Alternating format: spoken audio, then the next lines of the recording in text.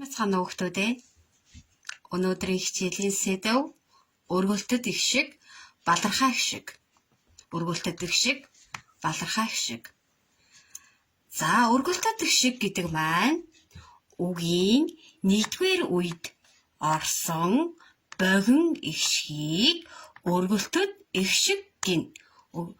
Өргөлтөд их шиг маань үгийн нэгдүгээр үед орсон богино их шиг гэдгийг заавалчгүй санаа шүү хүүхдүүдээ.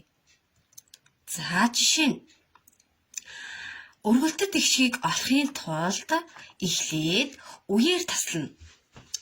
За тутам. За үгийн нэгдүгээр үед орсон богино их шгийг өргөлтөд их шиг гэж нэрлэнэ. За хичээл чээл гэж хоёр үетэй үг байна.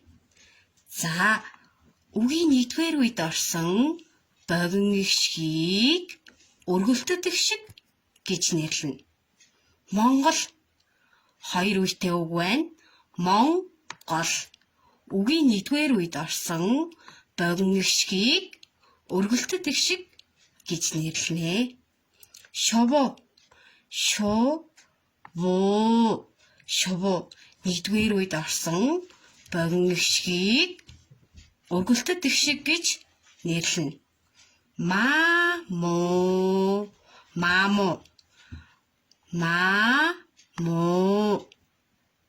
энд богино их шиг байна уу хүүхдүүдээ? Сайн ажиглаарай. Майхан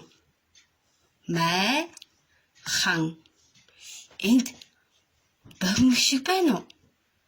Нэгдүгээр үед нь богино их шиг байна уу? Ажиглаарай хүүхдүүдээ. Үгийн нэгдүгээр үед орсон богино их шиг гэсэн учраас майхан гэдэг үгэнд нэгдүгээр үед нь богино их шиг байна уу? Сайн ажиглаарай хүүхдүүдээ. За балархай их шиг гэдэг маань үгийн нэгдүгээр үеэс хойш орсон богино их шгийг балархай их шиг гэнэ. За балархай их шгийг мөн адил үеэр тасалж олно. За үгийн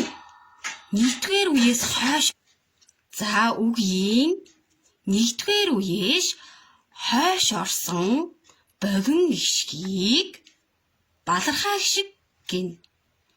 За дэвтэр гэдэг үг маань хоёр үетэй үг байна. Үгийн нэгдүгээр үе маань дэв. Хоёрдугаар үед тэр богино их шиг орсон байна. За тэгвэл маань балархай их шиг байх нэ.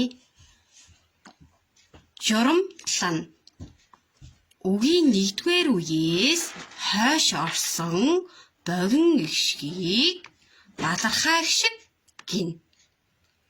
Сурагчин үгийн нэгдүгээр үеэс хойш орсон богино их шгийг балархай их шиг гэнэ.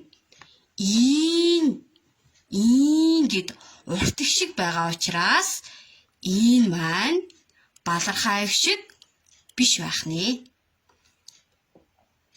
Үргэлжийн гэд гурван үетэй үг байна. Үгийн нэгдүгээр үеэс хойш орсон богино их шгийг балархай их шиг гэнэ. Гэд богино их шиг ороогүй учраас балархай их шиг биш байх нэ. Шүлгээс үгийн нэгдүгээр үеэс хойш орсон гэсэн учраас энд балархай их шиг байхгүй байх нэ. Өнөөдөр үгийн нэгдүгээр үеэс хойш орсон богино их шгийг балархай их шиг гэнэ.